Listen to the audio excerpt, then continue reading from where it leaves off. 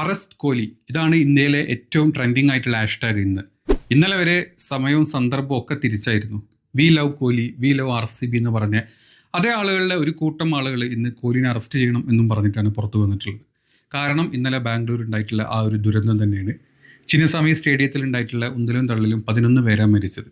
അപ്പോൾ അവരുടെ ഫാമിലി മറ്റു കുറേ ആളുകളും ഇതിനെതിരെ രംഗത്ത് വന്നിട്ടുണ്ട്.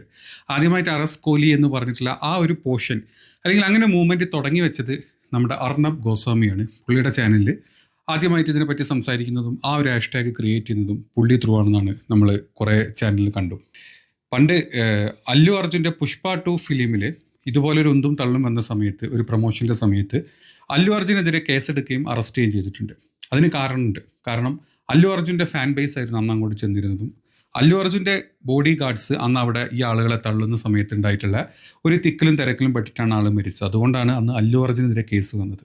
ഇന്ന് 15 അംഗ ടീം, RCBയുടെ ടീം മാനേജ്മെൻറ്റ് കംപ്ലീറ്റ് വരുന്നൊരു സ്ഥലത്തോട്ട് ഈ ഒരു കോഹ്ലിനെ മാത്രം ഫോക്കസ് ചെയ്ത്, അല്ലെങ്കിൽ കോഹ്ലിനെ അറസ്റ്റ് ചെയ്യണം, കോഹ്ലിക്ക് മാത്രമല്ല ആരാധകർ, ആ ടീമിനോടുള്ള ഒരു അറ്റാച്ച്മെൻ്റാണ് ഈ പറഞ്ഞ എല്ലാ ആളുകൾക്കും എത്തിയത്. നിങ്ങളവിടെ കണ്ടിട്ടുണ്ടാവും ഒരുപാട് പേര് മരത്തിൻ്റെ ഒക്കെ എത്രയോ മീറ്റേഴ്സ് മേലോട്ടുള്ള മരത്തിൻ്റെ മുകളിലൊക്കെ ആളുകൾ കയറിയിരുന്നിട്ടുണ്ട്.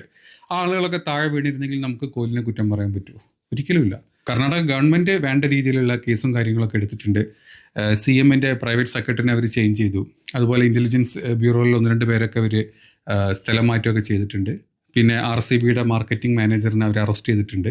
അപ്പോൾ സംഘാടകർക്കെതിരെയും അല്ലെങ്കിൽ ഇതിനെ കൺട്രോൾ ചെയ്യാൻ പറ്റാത്ത ഗവൺമെൻറ്റിനെതിരെയൊക്കെയാണ് ആൾക്കാർ സംസാരിക്കേണ്ടത്. അല്ലാണ്ട് ഒരു വിരാട് കോഹ്ലിനെ നമ്മൾ ഫോക്കസ് ചെയ്തുകൊണ്ടോ അയാളുടെ പിന്നാലെ പോയതുകൊണ്ടോ അയാൾ അറസ്റ്റ് ചെയ്തുകൊണ്ടോ ഈ കാര്യത്തിലൊന്നും ഒരു തീരുമാനമാവാൻ പോകുന്നില്ല എന്നാണ് എൻ്റെ അഭിപ്രായം.